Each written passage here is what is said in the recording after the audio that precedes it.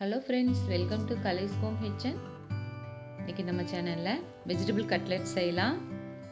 ரொம்ப டேஸ்டியாக இருக்கும். குழந்தைங்க ஈவினிங் ஸ்நாக்ஸுக்கு குயிக்காக செஞ்சிடலாம். அதுக்கு ஃபஸ்ட்டு ஒரு கடாய் எடுத்துக்கலாம். அதில் நான் 1 டேபிள் ஸ்பூன் ஆயில் ஆட் பண்ணிக்கிறேன். வெஜிடபிள்ஸ் எல்லாம் நல்லா வணக்கிக்கலாம். இதில் ஒரு பெரிய வெங்காயத்தை பொடியாக சாப் பண்ணி போட்டுக்கிறேன். இது கூட கொஞ்சமாக இஞ்சியை தட்டி போட்டுக்கிறேன். ஒரு பச்சை மிளகாயை பொடியாக நறுக்கி போட்டுக்கிறேன்.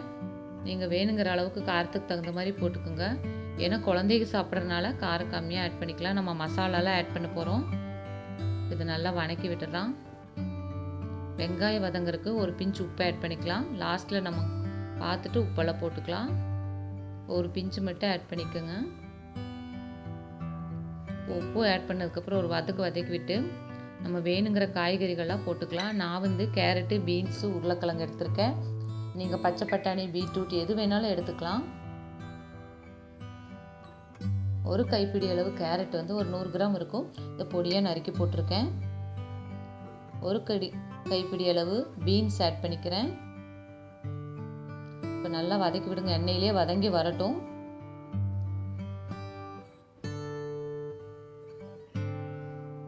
இப்போ மசாலாலாம் ஆட் பண்ணிக்கலாம்.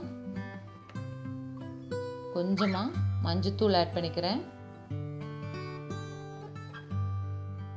1/4 டேபிள் ஸ்பூன் கரம் மசாலா, ஒரு 1/2 டேபிள் ஸ்பூன் மிளகாத்தூள் ஆட் பண்ணிக்கலாம். 1/2 டேபிள் ஸ்பூன் போட்டால் போதும். நம்ம ஆல்ரெடி பச்சை மிளகா போட்டிருக்கோம். ஒரு 1/2 டேபிள் ஸ்பூன் குருமிளகு பொடி எடுத்துக்கலாம். பெப்பர் பொடி. இப்போ மசாலாலாம் போட்டதுக்கப்புறம் நல்லா எண்ணெயில் வதக்கி விடுங்க. அடி பிடிக்கக்கூடாது. மீடியம் ஃப்ளேம்லேயே வச்சுக்கோங்க. இப்போ காய்கறி மசாலாலாம் நல்லா வதக்கி விடுங்க. நான் 2 உருளைக்கிழங்கை வேக வச்சு மசிச்சு வச்சுருக்கேன் தனியாக. இப்போ காயெல்லாம் வெந்ததுக்கப்புறம் அதை போட்டு கலக்கிக்கலாம். இப்போ நல்லா காய் வெந்து வரணும். நான் எண்ணெயிலே நல்லா வேக வைக்கிறேன். இப்போ நீங்கள் ஒரு சொட்டு தண்ணி கொஞ்சமாக ஊற்றி நல்லா காய் வெந்து வரட்டும். நம்ம டீப் ஃப்ரை பண்ண போகிறதில்ல, ஷாலோ ஃப்ரை பண்ணுறதுனால காய் கொஞ்சம் இதுலேயே வேகட்டும். லைட்டாக தண்ணி ஆட் பண்ணி க்ளோஸ் பண்ணி வைங்க. வெந்து வரட்டும்.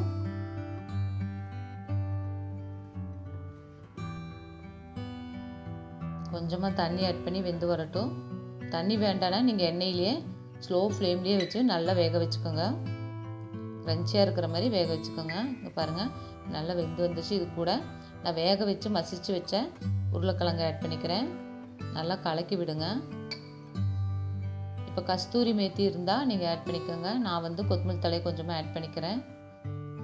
கொத்தமல்லி தழை நிறையா கூட ஆட் பண்ணிக்கோங்க, நல்லாயிருக்கும் மணமாக. இதெல்லாம் ஒன்றா கலக்கி விடுங்க. இப்போ கேஸ் ஆஃப் பண்ணிவிட்டு ஒரு பவுலில் போட்டு ஆற வச்சு நல்லா மசிச்சு விட்டுக்கலாம். எல்லாத்தையும் ஒரே மாதிரி பாருங்கள். இந்த மாதிரி கையில் கூட நல்லா கலக்கி விட்டுக்கோங்க. நீங்கள் நல்லா ஆறி வந்துருச்சு. இப்போ திக்காக இருக்கணும். இதுவே லூஸாக இருந்துச்சுன்னா நீங்கள் அரிசி மாவு இல்லை கார்ன்ஃப்ளவர் மாவு அவளும் கூட ஆட் பண்ணிக்கோங்க. திக்காக இருக்கணும். பாருங்கள், இந்த மாதிரி கட்லெட் பண்ணி வச்சுக்கோங்க. நீங்கள் எந்த ஷேப்பில் வேணாலும் பண்ணிக்கோங்க. இப்போ 3 டேபிள் ஸ்பூன் மைதா ஆட் பண்ணிக்கிறேன். இது மைதா வேண்டான்னா கார்ன்ஃப்ளவர் ஆட் பண்ணிக்கோங்க. கொஞ்சமாக தண்ணி விட்டு தோசை மாவு பதத்துக்கு நல்லா கலக்கிக்கலாம். பாருங்கள், இந்த மாதிரி கட்லெட் எடுத்து வச்சுருக்கேன். பிரெட் க்ரம்ஸ் எடுத்து வச்சுருக்கேன். நான் ஆல்ரெடி சொல்லியிருக்கேன். ப்ரெட்டை தோசைக்கல்ல போட்டு நல்லா ரோஸ்ட் பண்ணிவிட்டு அதை மிக்சியில் அடித்து வச்சுருக்கேன். நீங்கள் ரஸ்க்கும் கூட எடுத்து இந்த மாதிரி அடித்து வச்சுக்கலாம், ப்ரெட் இல்லைன்னா. இப்போ மைதாவில் டிப் பண்ணி இந்த மாதிரி ப்ரெட்டில் டிப் பண்ணி எடுத்து வச்சு ஆயில் கொஞ்சம் ஊற்றி போட்டுக்கலாம்.